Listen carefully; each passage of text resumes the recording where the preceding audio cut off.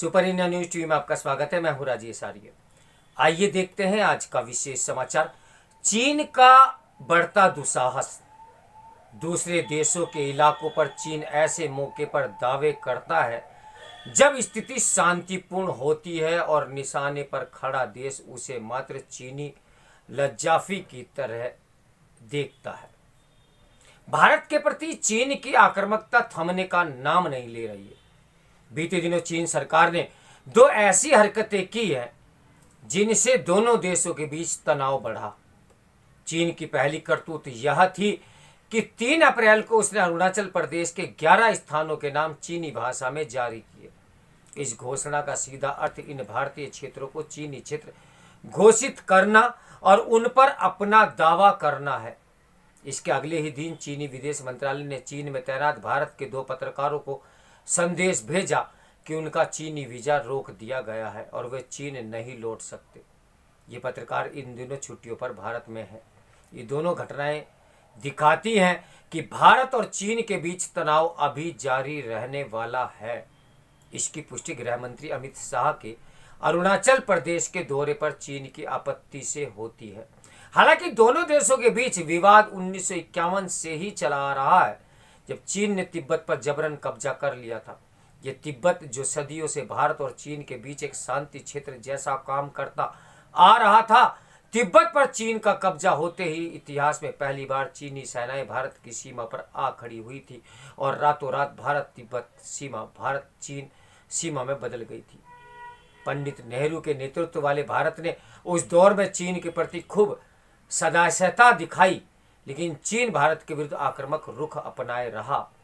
कई लोग 1962 में भारत पर सैनिक हमले को इस तनाव की शुरुआत मानते हैं, लेकिन उससे कई साल पहले ही चीन ने भारत के अक्साई चीन पर चुपचाप कब्जा कर लिया था, जिसका क्षेत्रफल 38,000 वर्ग किलोमीटर है।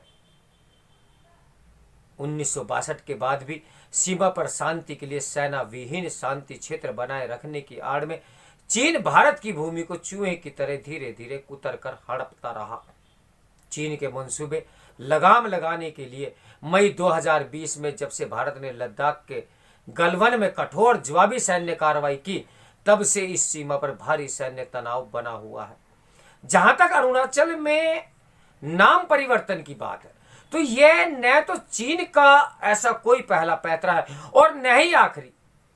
इससे पहले 2017 में भी चीन अरुणाचल के 6 स्थानों और 2021 में 15 स्थानों के चीनी नाम घोषित कर चुका है। चीनी कम्युनिस्ट पार्टी और सरकार के मुखपत्र ग्लोबल टाइम्स ने 3 अप्रैल को लिखा कि चीनी सरकार ने यह कदम चीन के सार्वभौमिक अधिकारों के अंतर्गत चीनी क्षेत्रों के मानक नाम रखने के लिए उठाया।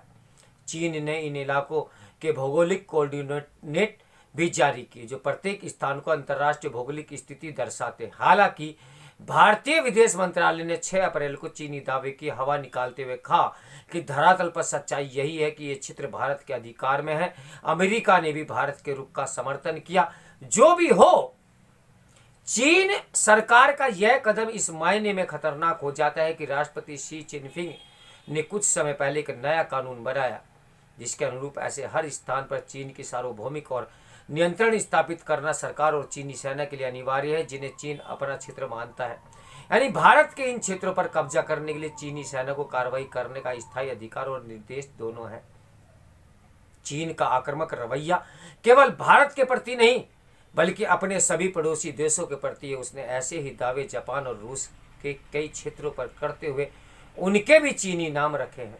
इस साल 26 फरवरी को चीन ने रूस के 8 स्थानों के चीनी नामों की घोषणा की और उन पर अपना दावा जताया। उनमें रूस के मशहूर शहर व्लादिवोस्तोक और खाराबोस्त भी शामिल है।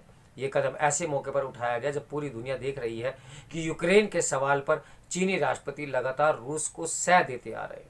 चीन की इस नीति को अगर अपने पड़ोसियों के साथ उसके अब तक के व्यवहार के संदर्भ में देखा जाए, तो दूसरे देशों के इलाकों पर भी चीन ऐसे मौके पर दावे करता आ रहा। जब स्थिति शांतिपूर्ण होती है और निशाने पर खड़ा देश उसे मात्र चीनी लफाजी की तरह देखता है। चीन अपने निशाने वाले देश के कमजोर और नाजुक हालात में पहुंचने की प्रतीक्षा करता है और तब किसी संधि या सीधी सैन्य कार्रवाई के रास्ते उसके इलाकों पर अपना अधिकार जमा लेता है। भारत के पत्रकारों पर प्रतिबंध लगाने का समाचार भले ही आम लोगों को धमाके जैसा लगे, लेकिन इससे जुड़ी घटनाओं और तथ्यों के विश्लेषण से पता चलेगा कि चीन की ये कार्रवाई भारत सरकार के उन कदमों के जवाब में है जो नई दिल्ली ने दशकों से भारत और चीनी पत्रकारों की भारी संख्या में मौजूदगी, भारत में उन्हें घूमने फिरने की खुली छूट और उसके कारण पैदा होने वाले खतरों तथा भारत के बारे में मनमाना दुष्प्रचार करने की परंपरा के खिलाफ उठाए हैं। कुछ वर्ष पहले तक यह हाल था कि पत्र सूचना कार्यालय यानी पीआईबी द्वारा मान्यता दिए गए विदेशी पत्रकारों की सूची में चीनी पत्रकारों की भरमार रहती थी। वहीं चीन में भारत के केवल 4 पत्रकारों को काम करने की छूट है। भारत में काम कर रहे चीनी पत्रकारों में से कितने सचमुच में पत्रकार हैं और कितने जासूस, इसकी खबर रखना पीआरबी के लिए आसान नहीं। कश्मीर जैसे नाजुक इलाकों में भी चीनी सरकारी एजेंसी शिन्हुआ के लिए एक कश्मीरी पत्रकार को राज्य सरकार से मान्यता और काम करने की छूट दी हुई है। चीन में तैनात भारतीय पत्रकारों पर हमेशा चीनी जासूसी की नज़र रखते हैं और उन्हें तिब्बत, शिनजियांग और दक्षिणी मंगोलिया जैसे उन क्षेत्रों की यात्रा करने की अनुमति नहीं है जिन पर चीन ने कब्जा जमाया हुआ है। हैरानी नहीं कि अगर चीन 2 अन्य भारतीय पत्रकारों को भी वापस भेज दे। इसलिए ऐसे तनाव और दुर्भावना भरे माहौल में भारत सरकार के लिए एक ही रास्ता बचता है कि वे चीनी वालों के प्रति लगातार सावधान रहे और अपनी कूटनीति को मजबूती प्रदान करे और ईंट का जवाब पत्थर से दे, चाहे वह कोई भी मिशन अथवा कोई भी रास्ता हो। तो मेरे साथ बने रहें सुपर इंडिया न्यूज़ टीवी का ब्रेकिंग न्यूज के लिए। नमस्कार, मैं हूं राजेश आर्या।